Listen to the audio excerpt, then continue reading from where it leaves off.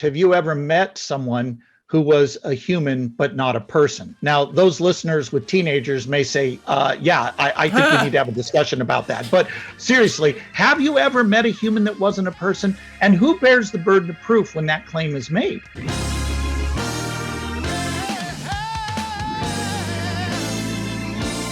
There's been a question that's been kind of lurking in the background of our whole conversation that I want to make sure that we cover while we have you here.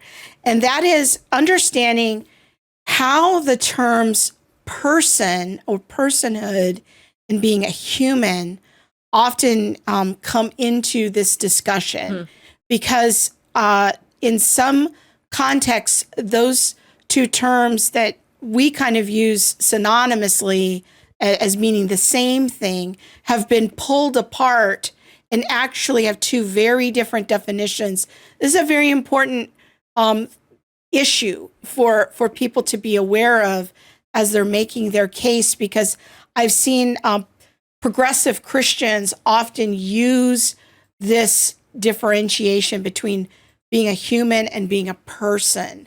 So maybe, Scott, if you can talk us through that a little bit.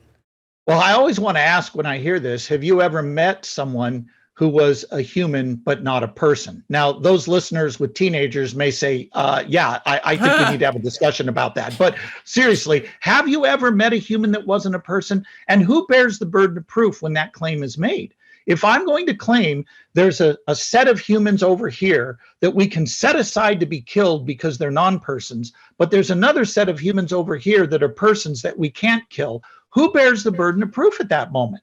Well, I do if I'm going to make that claim. So right away, I think pro-lifers need to realize they don't need to get defensive here. They're not the ones making that claim. Their critics are, and the burden of proof is on the critic who's making the claim that there can be such a thing as a human. So the claim, just to clarify, the claim is that a fetus can be a human, right, but it might not yet be a person. That's correct. And personhood is something to be achieved or gained at some magic moment. Right. And my claim here is that they bear the burden of proof if they're going to make that claim. If they're going to claim there can be such a thing as a human who's not a person, that the unborn are human, but they're not persons, they've got to argue for why or how that's even possible. But let's take it a little further. Notice the standards they use for determining who is a person and who isn't. First of all, they're always arbitrarily selected. Consciousness, why is that decisive for being a person? Viability, why is that decisive for being a person? The ability to interact with our environment, why is that decisive? They need to argue for those things, not merely assert them. And they don't argue for them, they simply assert them. But secondly, notice that these things they pick out as decisive prove way more than they want them to.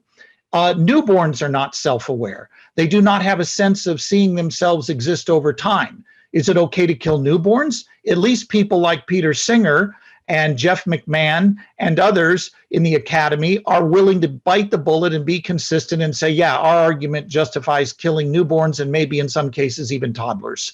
At least they're willing, but your average person on the street doesn't want to go down that road at all. They want to draw this arbitrary line at birth and say, until birth, it's not a person, it's only a biological human. But then thirdly, look at this. What does this do to human equality? If our rights are based on properties that none of us share equally and that may come and go in the course of our lifetimes, then it follows that those who have more of those traits are more human and valuable than those who have less. For example, are we all equal in terms of our physical ability? I mean, I can tell you at age 62, I can't play basketball like I could at 42 or 22. I can still shoot the three, but I'm just too slow to get open. But if Planned Parenthood is right, that physical development is what makes you a person, and you have more of it than me, then it follows you have a greater right to life than me, and human equality is out the window. If we say it's self-consciousness or self-awareness that gives us value, and you have more of it than me, maybe you had more coffee before the show than I did, so your synapses are firing on all cylinders. I don't know, but if self-consciousness or self-awareness is what gives us value, and you have more of it than me, it follows you have greater rights than me, and human equality is out the window. The pro-life advocate has a much better argument. we are endowed with dignity as persons. In other words, our value, our personhood is not achieved through performance, because those performance traits come and go and none of us share them equally. Rather, it is based on our common human nature. All human beings, from the earliest stages of development until natural death, have a nature that bears the image of their maker, and that's the foundation for human equality. And that human nature doesn't come in degrees like viability or self-awareness. You have it from the moment you begin to exist. The only question is, how much can you express your traits? It's not a question of whether you're human and valuable in the first place. That's really good. The human versus person argument makes me actually think about slavery and the argument Yes. that that slaves weren't human persons, or the question of are they were blacks humans, but not humans were but not persons, or or the Yes. back and forth argument, and how much value did a black person have because of potentially not being a person but being a human and things like that. And it seems like this argument has just progressed to a different set of human beings. It has. It has, Monique. In fact, Abraham Lincoln addressed this issue straight on, and I'm going to quote him almost word for word here.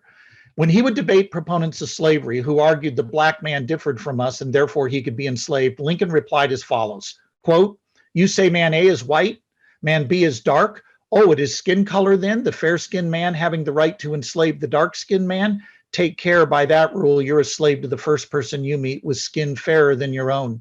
You say it's not skin color, it's a matter of intelligence. The white man, you allege, has superior intellect to the dark man. Take care yet again, by that rule, you're a slave to the first person you meet with an intellect superior to yours." Now, I think you see what Lincoln just did there. These same traits that people put out there to say the unborn are human, but they're not persons, work equally well to disqualify a lot of people outside the womb. The only true basis for human equality is our common human nature, which we all have from the moment we began to exist.